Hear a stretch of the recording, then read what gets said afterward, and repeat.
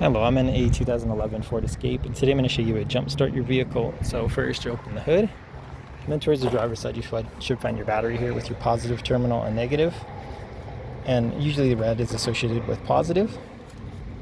Next, I would double check that these don't have any bunch of corrosion built up.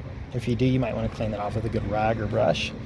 It'd just kind of look like some white just build up on there you can clean up. After that, I'd make sure these are all nice and tight. If they're loose, you can tighten them up. That way you've got a good metal on metal connection. And then from there, either with the jump box or from another vehicle with jumper cables, you want to take your metal clamps and connect your metal clamp for your positive to this terminal, and then with your negative, usually black clamp, you'll connect that with as much metal contact on each as possible. And if you're running this to another vehicle, make sure that the other vehicle is turned on with the motor running, and you've got your positive leading directly to the positive on the other car and the negative directly to the negative on the other car. Make sure you don't crisscross these by mistake, because that could cause issues as well.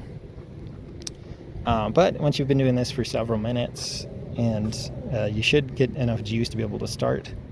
If you've been trying this for quite a while and still not having any success, you might need to replace the battery, which fortunately this is pretty accessible. So you can just unscrew these to remove this safety bracket, loosen these up so you can remove the terminals, just lift the old battery out, set the new battery in, and then just reattach and tighten everything just so it looks like it is here.